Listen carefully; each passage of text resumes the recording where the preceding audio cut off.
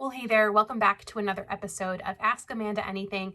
These are my bite-sized videos where I answer your questions about resumes, cover letters, and job search strategy.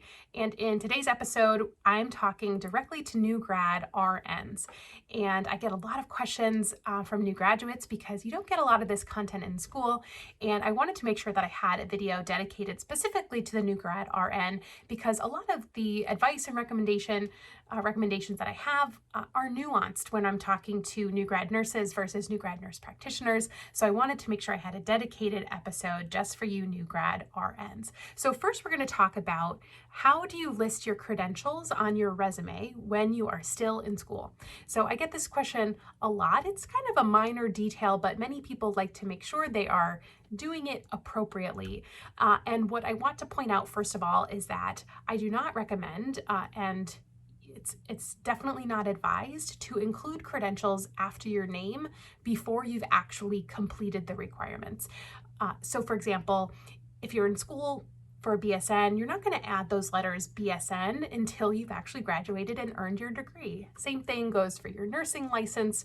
You're not going to put RN after your name until you've actually passed your NCLEX. So you can certainly put whatever you have. You may be in a limbo position where you've graduated, but you haven't yet taken your NCLEX. So that's fine to put your name, comma, BSN, and then underneath you might put registered nurse candidate. And if you are still in school and you have no credentials, that's totally fine. You may decide in a little subheader under your name to put registered nurse candidate or BSN candidate. I like that term candidate because it shows that you kind of have a big thing up and coming. You are almost eligible for the job that you are seeking.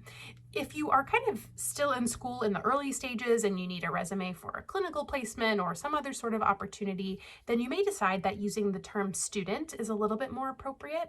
I usually reserve the term candidate for someone who is within about 4 to 6 months of graduation because it really shows that you are nearly done, you're nearly completed with the requirements. If you put that in there prematurely, like the week that you've started school, it may not land in the right way. It may not come across the same. So hopefully that is helpful. And remember, when you're listing those letters after your name, your degree always comes first, followed by your certification. So RN BSN is wrong. BSN RN is right. And if you don't have a BSN, no worries, but we don't typically include associate degree letters in the heading. So I typically recommend including the degree for bachelor's degrees, BSNs, and above. The next question is, if I have no experience, meaning no work experience, what should I include on my resume? So this is common for new graduates, especially if you are, a younger nurse who kind of went straight through and went to college and didn't have a previous career. You may not have any work experience. So what do you include on your resume? And in that case, I always recommend including your clinical rotations. You might even decide if you need to take up some space or you really have no paid work experience at all, you may even decide to include a clinical competencies section with skills that you've practiced in school. You can include any shadow or volunteer experience that you have on your resume. And if you do have paid work experience, maybe it's not in a healthcare field, which is fine. If you can identify some transferable skills from those opportunities, from those experiences, then I recommend kind of summarizing that and including that. So maybe you worked in hospitality and you had a lot of experience with customer service or something of that nature. And, in nursing, we do a lot of customer service. So rather than going into detail about, how many tables you took care of when you were serving, you might focus more on those transferable skills about, maybe you provided excellent customer service, you had the opportunity to work closely with the manager, evaluate what you've done and think, okay, how is this going to make me a better nurse? And craft some statements based on that. Another question about clinical hours is, if I haven't graduated yet and I still have some clinicals left, should I include my anticipated clinicals on my resume? And I say yes. You may decide to start applying to opportunities or handing out your resume before you've finished all your clinicals, and it certainly is a fine idea and not wrong to include those clinicals on your resume, but you would want to indicate somehow that they are anticipated and not completed yet. And the fourth question that I have is about the timeline. So I get a lot of questions, when should I start applying for jobs? And this is a little bit of a nuanced question. It's not a one-size-fits-all answer. And, what I want to say is that before you graduate, when you're in your last semester of school, you should start to be thinking about where you would like to work.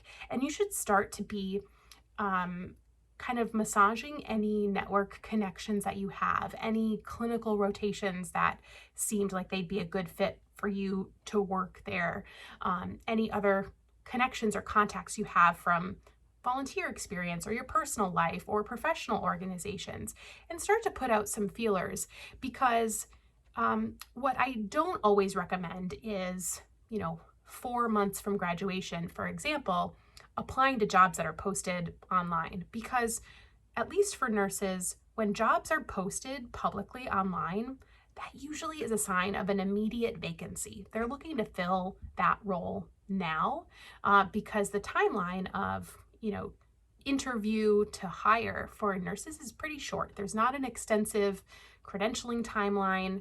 So when those jobs are posted, it means that they're usually actively interviewing and ready to fill the role. And if you still have 4 months to go until graduation, you probably have longer to go for taking your test, in which case you're really not immediately employable.